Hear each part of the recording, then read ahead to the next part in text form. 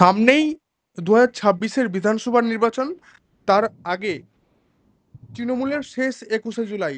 এই 21শে জুলাই আপনি যেটা বলছেন যে 26-এর আগে শেষ 21শে জুলাই, সেটা শুধু নয়, আমার মনে হয় এটা তৃণমূল কংগ্রেসের জীবনে, তৃণমূল কংগ্রেসের ইতিহাসে সর্বশেষ 21শে জুলাই হতে চলেছে। কারণ এর পরে 2026 সালের পরে যখন এই দলটা থাকবে না, সরকারটা থাকবে না, ন্যাচারালি এই সরকারের কোনো অস্তিত্ব থাকবে না।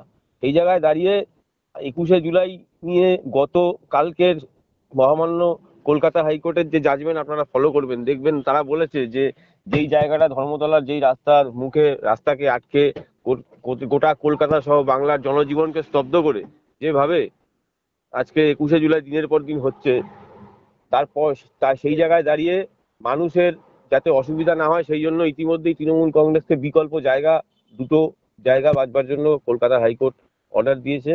এবং তার সাথে সাথে বলেছে যে আপনি লোকের মানুষের অসুবিধা করে এই জিনিস চলতে পারে না। আর 21শে জুলাই তো শহীদ স্মরণে। 21শে জুলাই আমরা জানি 1993 সালের 21শে জুলাই যখন যখন আমরা রাইটার্স অভিযান হয়েছিল যুব কংগ্রেসের নেতৃত্বে, তৎকালীন সময় নিশ্চিতভাবে যুব কংগ্রেসের সভানেত্রী হিসাবে মমতা ব্যানার্জি ছিলেন। কিন্তু সেই আন্দোলনটা তৃণমূলের ছিল না, কারণ তৃণমূল দলের তখন কোনো অস্তিত্বও ছিল না। আন্দোলনটা ছিল যুব কংগ্রেসের। এবং শহীদ তর্পণে সেদিনকে দাঁড়িয়ে যারা আন্দোলন করতে গিয়ে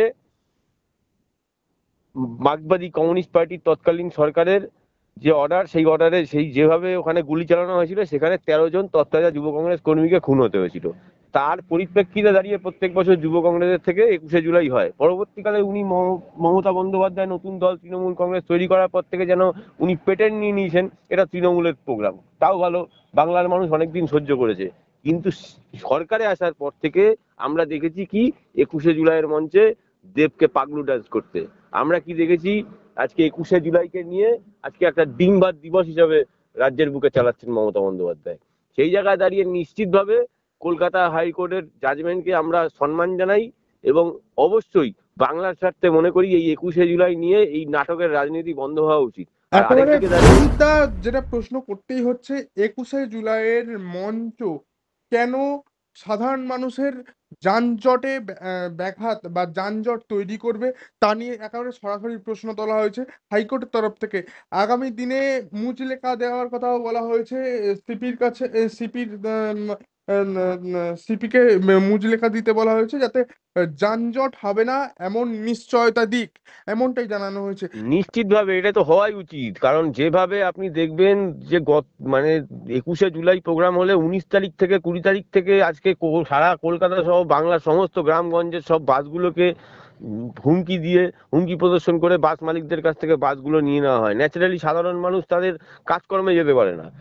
আর সপ্তাহের প্রথম দিন 21শে জুলাই সোমবার পড়ছে, সেই জায়গায় দাঁড়িয়ে মানুষের আজকে যেভাবে, এবং মহামান্য হাইকোর্ট তো একথাও বলেছে যে তাহলে সরকার ঘোষণা করে দিক ছুটির দিন হিসাবে, ঘোষণা করে দিয়েছে 21শে জুলাই। আজকে এই 21শে জুলাই নিয়ে ছ্যাবলামো অনেক হয়েছে, অরিজিৎ দা, বাংলার মানুষ তাহলে আর যদি এসব ছুটির সহ্য দিন করবে না। ঘোষণাও যদি করেন, রাজ্য সরকারের তরফ থেকে যদি ঘোষণা করা হয় 21শে জুলাই ছুটির দিন সরকারিভাবে, তাহলে যেখানে দেখা যায় শাসক দল বিরোধী কোনো দল যদি বন্ধ বা কোথাও যদি ধর্মঘট করে, সেখানে চাকরিজীবীদেরকে একেবারে নিশ্চিতভাবে অফিসে ঢুকতে বলা হয়। সেই জায়গায় এই যে ছুটির দিন যদি ঘোষণা করা হয়, তাহলে সেদিক থেকে দ্বিচারিত তো হবেই।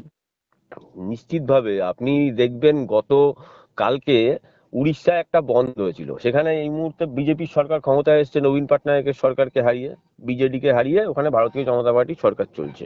সেখানে দাঁড়িয়ে বালাসোরের যে ঘটনা ঘটেছে, তার পরিপ্রেক্ষিতে দাঁড়িয়ে ওখানে গতকালকে কংগ্রেস সহ 8টা রাজনৈতিক দলের নেতৃত্বে গতকালকে উড়িষ্যা বন্ধের ডাকা হয়েছিল।